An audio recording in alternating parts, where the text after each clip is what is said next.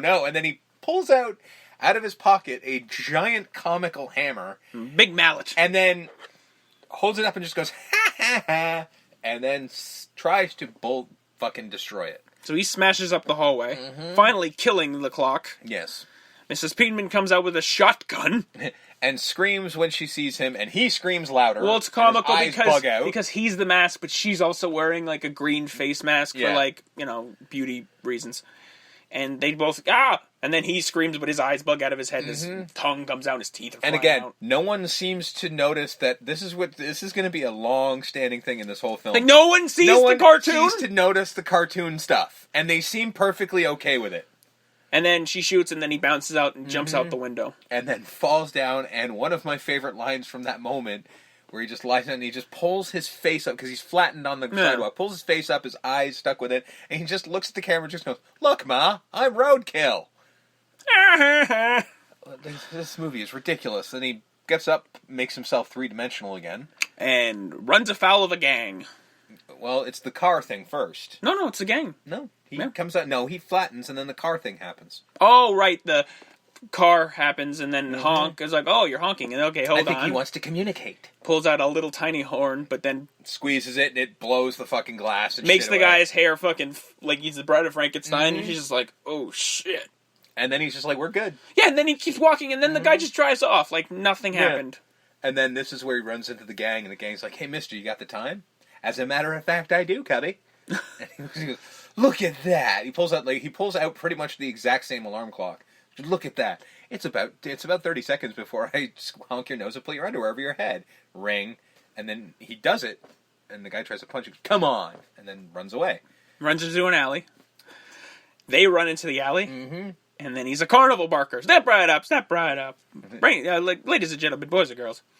Starts making balloon animals. Makes, I think, the giraffe first. Yeah, he makes a giraffe. He's like, "I got something for you, son." He makes a giraffe. And the girl gang member's like, "Oh my god!" And then he's like, "No, you can't have it." Think about before he makes the dog. That's where he pulls the condom out. It's like, sorry, wrong pocket. Sorry, wrong pocket. And then he makes it. And he's just like, a French poodle. And then he tries to hand it to the lead gang member. Pops it, and he just goes, "Sorry, son. Dog was rabbit. Had to put it down." And then he looks genuinely so sad. And he never fucking gets happy for the rest of it. He's just looking so ridiculously sad until even when he's just like, "Now my favorite," and he pulls out a giant black balloon, and he's doing all kinds of gesticulations and licking the damn thing and everything like that, and he just goes, "All right," and then he makes it up. He's like, "A Tommy gun," and it actually turns into a Tommy gun. Yeah, well, it's a balloon Tommy gun that like morphs into a real one. And I'm assuming this strikes me as something that was in the book. Yeah.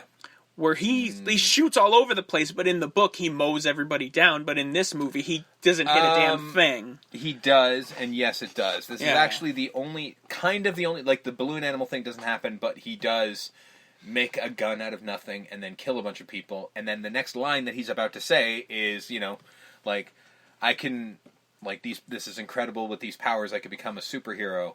But first. Yeah. And that literally is exactly how it happens. And then he tornadoes into the mechanic shop. Fucking pulls out two comically large mufflers. Like, hold on to your lug nuts. It's time for an overhaul. We don't find out what happens to them yet, but I have to say, kids movie, huh? Yeah. Damn. We get to Lieutenant Calloway, who's at the scene of the crime. Yeah. As they're being pulled out. He's like, "I need a proctologist, quick!"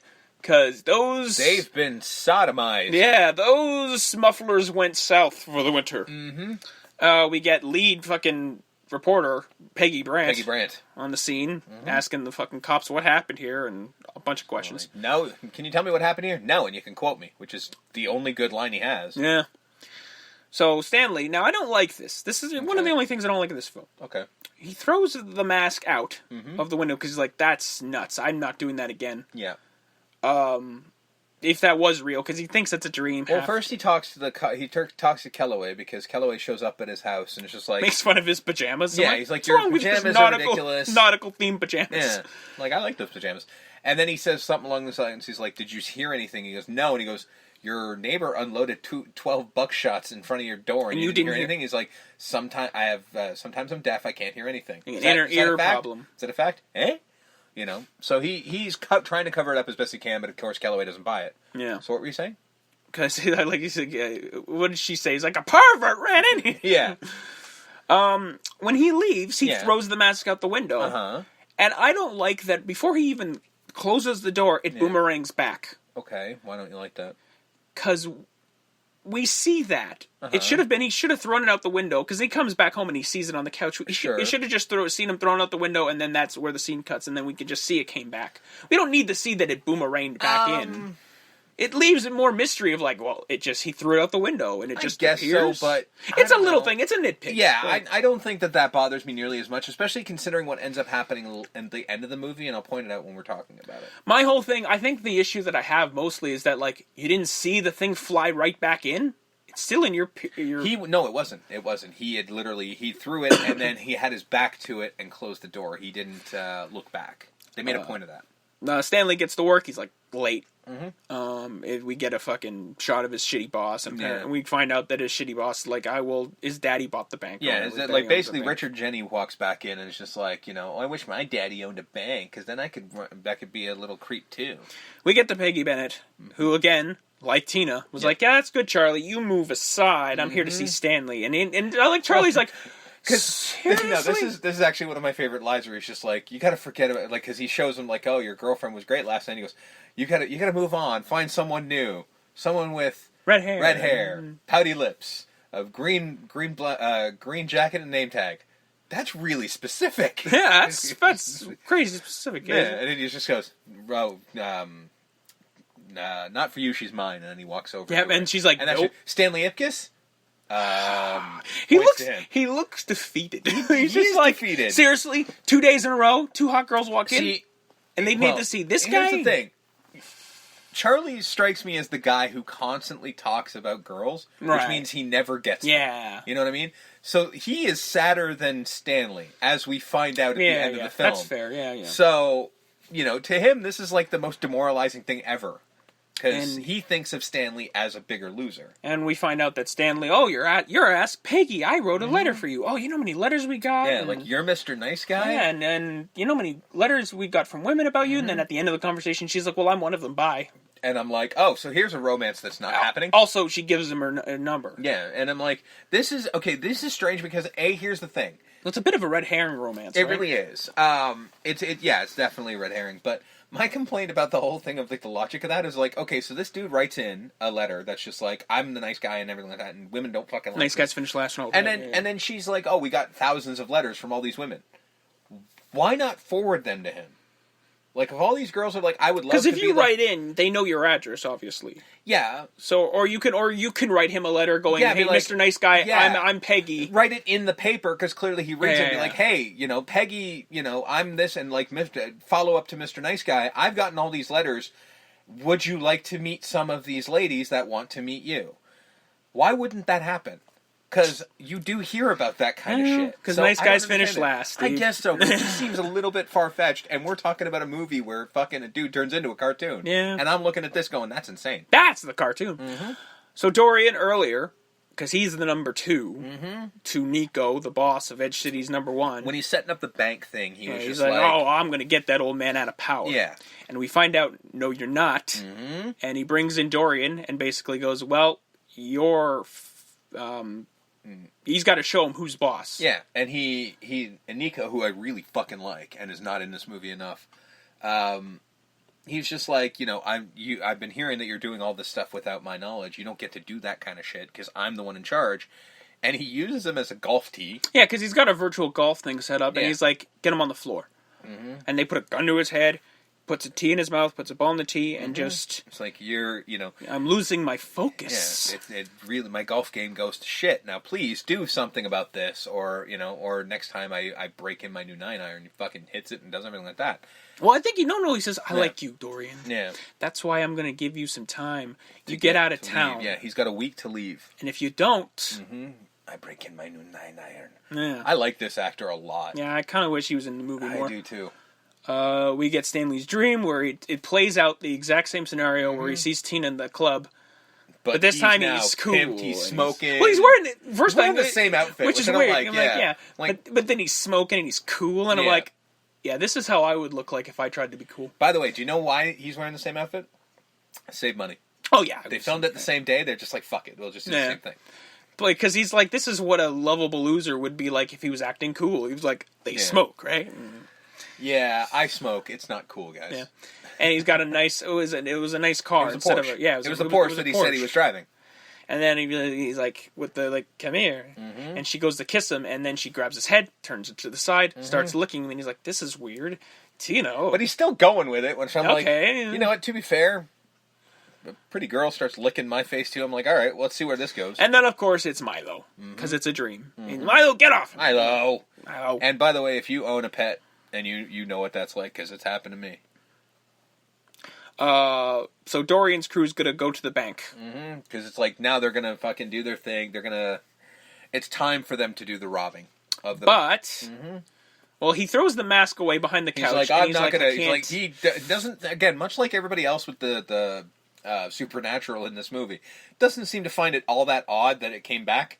But he's like, that's what I mean, right? Yeah. And he's just like, I'm not gonna do this. And he throws it behind the couch, but then he just sort of goes, yeah. And he jumps over the couch, puts the mask on, and then we get the mask in the yellow outfit. I would assume the most iconic image of the mask in the banana yellow suit with the hat. Yeah.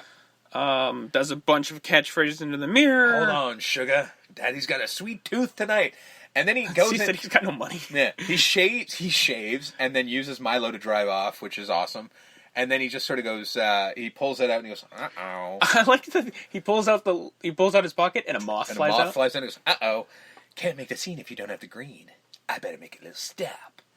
And then... Right before Darian's crew is going to bust into the bank to rob it. The doors blow open. Everything blows the fuck open, and he just sort of goes, he just sort of fucking walks up and just goes, "How do, fellas? How do?" And then he has the 3 giant comically sized bags Which of almost money. should have the fucking dollar sign on them. And then he gets out of there just in time for the cops to get there and shoot at Dorian's crew, who now have to take off with no money. Yeah, like they're gonna get blamed for this, and they didn't do it for once. Yeah. So Masco, of course, this time rolls up to the Coco Bongo in a limo that's not impossibly large, with the dun dun dun dun dun dun dun. Yeah, and he gets out, and I'm pretty sure there's women in there, but we never see them come out. Women, and I think all the money that he stole. Again, I guess if you're the limo driver, you're not going to question the cartoon person with the. Nobody seems to question the green face. They're not looking at him going, "Why the fuck are you wearing that?" Because it's all like, "Oh, he's wearing a green mask." Well, I think Doyle's just like an incredibly accurate green mask. Or something. It's that is the most description we ever get. It's a fucking green mask, and they seem okay with it. So he obviously gets in with money. You know, obviously. Are you on the list? I believe my friends are.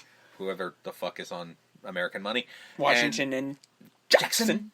And then just shoots it all, and everybody goes fucking crazy, and he opens the door like only Jim Carrey fucking can, and enters the door. I do like Bobby's like, okay, nobody's getting in. Then he goes and sits down. Yeah. And is handed a menu, and then all of a sudden... throws it away because he sees Tina. Well, yeah, Tina shows up, and he's just like, fuck this. She does her thing, and she sings, and everyone's like... fucking jaw on the floor. His jaw is actually on the floor. It actually hits the floor. He does, he actually eventually, as his cartoon face is going through it, he eventually morphs into, the wolf from the Tex Avery. Tex Avery, yeah, and just starts howling at her. And nobody seems to notice. Yeah, doing the same things that he saw in the cartoon, and no one again seems to notice the literal cartoon green wolf in the corner in the offensively loud banana zoot suit. And she's singing, and at one point in time she points, and I always thought when I was a kid that she was pointing in his direction, but she's not. She's pointing at someone else, and I'm like, if you're on stage, you are not seeing this. You are definitely seeing a dude turn into a fucking wolf. The only benefit of the doubt is that he's in a table behind a tree in the corner. It's clearly he is clearly not trying to be seen. Yeah, but it's still insane if you're going to do that shit. But and then he just sort of goes, all right, well, her song's finished. And he goes, well, I'm fucking doing something about this. And fucking flashes himself up. To the top of the stage. Spins the drummer around. And the drummer doesn't seem confused by the fact that he's got new clothing on. Or the fact that the rest of the band also has the same now new clothing. And they didn't spin around. And then just sort of goes, okay, and starts playing the drums. Yep. Okay. Now, I understand that clearly the mask has magic over people like this, so clearly that's what it is. But at some point in time, you have to notice that this is fucking strange. Yep.